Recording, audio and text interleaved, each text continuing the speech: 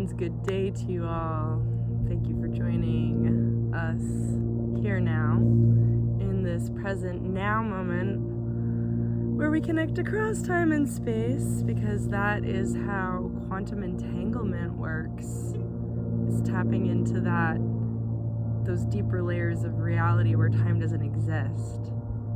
The flow of time is an illusion, as we've discussed many times, wrapped our hearts and minds around the concept of the many worlds interpretation, and definitely going to be showing you all those formulas and pull those out and just have fun just looking at the Greek symbols and start to just piece together one by one what these symbols mean. That's another separate task, but just looking at the formulas and just feeling the wisdom of them without, again, I said this last time, without needing to really know exactly what they mean, because you can look at sacred geometry and there's a lot of deep wisdom actually embedded into it, but obviously you don't need to know the wisdom to just appreciate the artwork. So anyway, grateful to be here now, grateful to be with you all here now, and I'm finding gratitude for everything. Things that I had written stories in the past that, I don't like this thing when this happens, and it's like, it really is all self, it really is all a holographic illusion that we're creating for fun. So retaking authorship, stepping into that role. I am the author, I am the authority of my path, and what I bring into my beingness is what I will put out. So really paying attention to what I'm bringing into my beingness, and the self-care being of utmost importance. Really just want to hone in on that with us all, to just remember us all just coming back to this concept of we really need to take care of ourselves. We're only going to be good for the people around us if we're doing our job to nurture and care for our vessels, and to honor every cell as perfect, seeing every cell in our body as perfect, and stating that affirmation, every cell in my body is perfect. And so that becomes our reality, that becomes our truth. We choose it to be our truth. And then we're naturally take action, the cells of our body, and our body then responds to guide us towards actions that feel good to nurture those cells. Because if we really love every part of our body and, really pay attention to any, clear out any kind of negative self-talk, catch, any loops in our mind of where we're like, why is this part of my body this way? Or I don't like this, seeing it as that's our body doing its best job with what we're giving it. So, honoring our body, honoring the cells of our beingness is a part of honoring our entire beingness, honoring who we are, and really stepping into that infinite self-worth. And when we know we deserve the best of everything, and that's always going to improve over time and get better and better, and that we all want all the aspects of all of our lives, everyone on the planet, we want all of our lives to just get better and better and better all the time. And that brings me to a little song that I was wanting to share with you all today, because the affirmations, creating them into little songs that then just get stuck in our head in a really great way. They're not annoying at all.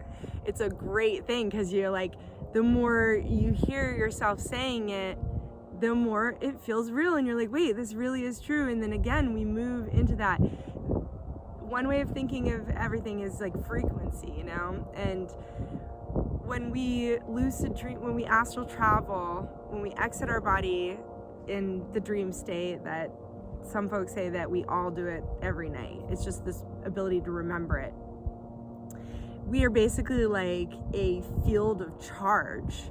We're like information, our soul. And so that's why we have the ability to exit the body and go have adventures and then come back in and then wake up. So really it's all like information, plus and minus and zero stored as information that creates an identity, creates a character, and the character lives lives and writes stories, and then we learn from those stories and we play and have fun and experience this creation that is just fundamentally a projection of each of our consciousness. Each of our okay, back to the song. Let me just share that and then I'll go on, but I want to remember that thing. But I did want to share the song. It was just I love my life, it gets better all the time. I love my life, it gets better all the time. Something like that, whatever you come up with. I love my life because everything is fine. Everything works out all the time. And yeah, I've shared some of these with you all before, but I'm gonna keep sharing them as they just nourish my beingness more and more. And I'm like, this is just it, just being the author of our reality. What's the house that we want to live in someday? What do we want? Like, I know I want permaculture and I want a stone house and I want to build it by hand and have it be a work of art with fireplaces and have zero electricity, have it just be like a castle, and with a waterfall going through and plants and skylights. And so I'm building this vision of, a dream home. And I know, like, over time the land will appear and I'll learn the skills over time, just setting that intention, keeping that intention strong, continuing to see that vision. I'll be drawn towards the activities that are going to guide me to that, to be able to come into fruition. Because we're in a scenario, it's like choose your own adventure, but you have infinite choices. And this is part of the fun of being human. This is not necessarily the case with, if you look at all the beings in the galaxy or the universe or beyond, a lot of beings are in lifetimes where they don't have free will or they don't have choice, and they just, it's very like, it's much more structured or controlled or whatnot. So we are like the artists of the galaxy. We are the creators. We are like master creators, and to be gifted a human vessel means something, to be able to come into this reality. And I just really feel like it's something super special to be a human being and to be on Earth and to be alive in this time in particular, in this chapter we're writing, that we're really all coming into that authorship together. And we are building the new Earth right now, and it's already here. Because again, this is how many worlds interpretation helps us really let go of the illusion of time and space and like being tied or chained to it as some kind of limitations. Because with many worlds interpretation, let's just go over this again, and some of you, maybe it's the first time you're seeing this, it's just helpful to really hone in, because you see fixed spheres with fixed gravity waves, and they're like coordinates in space-time, and each sphere is sort of like has its own set of coordinates. And so these spheres are flipping and changing so fast around us, that holographic projection from our sphere of our lens. That's what I was talking about earlier. It's like these one consciousness creating infinite lenses, infinite spherical lenses. This is beautiful because I really love this vision. It's been coming through for a while, but this feels like I'm really honing in on how to express it. These spheres, these tiny, tiny little Planck-sized spheres that creator can see itself through, all at the same time, and each one of us pretending, oh, I'm this identity, I'm this character, so we can play and have fun with one another and pretend there's such a thing as separation, when really it's like it is all just energy swirling. But these fixed spheres that then, this avatar, this individual pixel of consciousness that I am, and I see my stone house with the waterfall and the plants and the food growing all around, and there are mountains, and I see pine trees, and I see that it snows in the winter and wherever it is. As I hone in on that vision more and more, basically what my consciousness is doing is orienting the compass of the world line with these infinite choices that I have of what to do and who to be and how to live and what choices to make in this free world environment, in this human vessel that's such a powerful technology to create. what do I choose? And so honing in on that, and it like orients my compass to that world line. And like, because again, it's just fixed spheres of gravity waves that identify are like specific time space coordinates, and those gravity waves, our consciousness like flies through them so quickly, and like we're not really even moving, so you could see the spheres flying over us, right? Or something, or they're just, the frames are flipping. It's like a movie, but a 3D holographic projection. So it's like this projection of light, now this projection of light, now this projection of light. Now, and choosing which spheres of light, which pattern we want to embody, because there's so many choices. But certain patterns, there's a progression to get there from here where I am now, living in my van in Sedona, and I don't know much about building with stone or creating stone, creating clay bricks or however it's going to be. But I'm starting to meet people that have those skills, and I'm near places that have the environment that I've had these visions of this house. So giving ourselves time to really hone in on the vision of our dream life, and really giving ourselves space and recording it even, and playing it back to ourselves. Because when we're recording ourselves, I find that then I have more attention to what I'm saying, and then I can really, more will come through in that moment, because I'm wanting to be really precise with my words and my vision. And then when I play it back to myself, and I keep remembering and recoding what the house looks like, and my daily activities, and the people, my family that I share the house with, and just these beautiful beings that I care for and nurture, and and really honing in on some of those big life choices, like, do we want to have a family or not, and honing in, because if we're like, well, I don't know, whatever, how do you find a life partner if you haven't made a choice like that? It might be something too about where you want to live, right? And if you're very specific about that, we need to anchor in on those big things. And that's just gonna, like, frequency wise, clear out people and situations and ideas that do not resonate with the destination that we are setting as our course. This is the life I want to create. It just clears out a lot of the clutter of things that are just not gonna like give us oomph in that direction. Because if we do want to see it as we're flying through these spheres, we need to be propelled, we need to stay on track, we need to stay on course. And there may be things, and it's over here, and if we allow ourselves to get distracted, well, then we have to get back on course. It's just going to take more earth time. We can still do it, and those course corrections are really helpful and necessary, because then when we do get back on course, we're even more firmly on track. We've got more momentum. We're like more committed than ever. Do you know what I mean? So there's not ever any problem. There's nothing wrong with getting distracted by something that we do love. We love all of it, because it is all love, fundamentally. That one I am consciousness is just pure love. It's just pure, oh my God, I exist, and yay. I can't imagine what non-existence would be like. I don't want to. Like to exist, to be conscious, right? This I am, I exist, that fundamental pure love, it's just pure bliss. And it's so strong that our human vessel really needs to strengthen itself to be able to inhabit more and more of that bliss. And that is the same as, we hear inhabiting the array, and we think of that concept as feeling one with all that is, and being truly one with all that is. And the light from our bodies is constantly reaching the outer edges of the universe. Light travels to the edges of the universe. That's a scientific fact.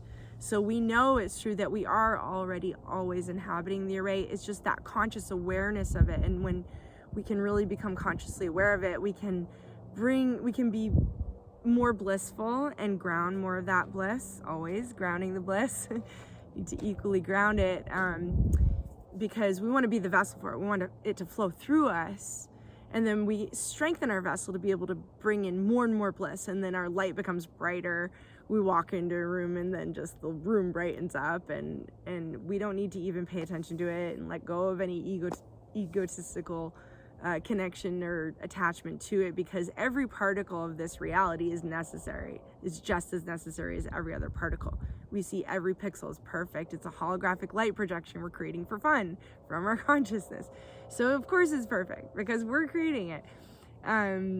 Yeah, so anyway, but the more and more we can embody that remembrance and that awareness of it's all just pure light and it's pure love and it's pure I am one consciousness, the more we can remember that and embody that, we become frequency beacon, emitting those frequencies for others around us. And then those other people that are also emitting those frequencies will gravitate to one another, and then the light really magnifies when like-minded people get together. But there's always just gonna, when you are generating more light or more bliss, if you want to think about it that way, and becoming a stronger vessel for bliss, and that is also gonna mean that the plasma vortex of your soul is gonna have a stronger vortex into your body. And that just means that your aura is going to be that much bigger. And anyway, sort of lost my train of thought there, but I think this might be the end of the video. I did really want to share that little song with you, and just authorship, what we say to ourselves, what we say to others, you know, what we think in our heads, what we might say to ourselves, but we can say it out loud to ourselves too, right, in these little songs. But you know, the music we listen to, the art we take in, the movies we watch, the TV shows we watch, right, like this is all what we're taking in. So just be careful, because you know, there is it's really, be careful, there's nothing to fear. Zero, like it's just all love, it's all perfect, right? So I want to I guess it's just honing in on the life you want to create, and then asking ourselves, is what we're taking in supportive of that? You know, are we, like, if we want to have kids, well then if there's kids, are we smiling at them? Are we like, you know, do you know how to wave to a kid? Like, have you ever done that before? You know, sometimes kids like to play peekaboo, right? So people that want to become parents, is like, well, if there's a child, then that's a great time to, you know, connect to children and and it's just bringing in what we want to generate. And so yeah, or just wanting all the children on the planet to be healthy and happy, and just setting that intention, seeing all the children laughing and smiling and joyful, and just, you know, doesn't have to be in the physical. We're really moving beyond physical limitations to where we can just see things in our mind's eye, see it as real, see it happening now, and feeling all the children on the planet a little bit lighter and brighter because you just set that intention for them. So each one of us doing that, it magnifies and magnifies. And you know, caring for children and protecting children is really important, you know, and caring for and protecting what we love in our worlds. But protecting from, you know, our own selves playing a game with our own self, right? And so that we can step into that avatar as protector, right? Or warrior, like I protect those that I love, and I fight for what I love in a beautiful, loving way. And to love the darkness back to the one, back to the 0 point, the all single consciousness, whatever word you want to use. Some people say God, some people say love. The quantum field, the 0 point, there's many phrases, but when, you know, a warrior in battle is fighting his enemies, essentially loving that enemy back to God, and you know, and I do feel we're stepping into that role on our own planet. We need to want to protect our planet, and that means from anything internal or external. So if there's behavior we see, we can calmly and patiently explain to someone why shifting their behavior is better for them. Because again, what we put out is what we get back. So when we pick up trash, well, we find treasures. That's my experience. You know, because we want to keep things clean, well, we get rewarded for that. Because then, anyway, I'm sort of going on many tangents now, but hope you all enjoying this gorgeous scenery. This is where I slept last night, one of my favorite spots. It's near the creek, So went down and at least got my head and face. I wanted to do the full cold plunge, but there was some workers across the stream and I just was quietly doing my thing. And soon, it's quite chilly today. It got down to freezing last night, so. And also if it was later in the day, I would definitely do it, but it's a little early still. I really like the sun, to be able to warm up in the sun after. Anyway, all right, sending etheric hugs to you all. It sparkles and joy and bliss and peace, serenity and love and caring and gratitude. Hope you can all tap into the medicine of all those beautiful concepts that are all available at all times for us, just to fill into our minds and our hearts and our beingness. Okay, so much love. Hope your days are amazing. Sparkle, sparkle, sparkle. I get silly sometimes, right? Anyone watching this knows that by now. All right, take care, y'all. Talk soon.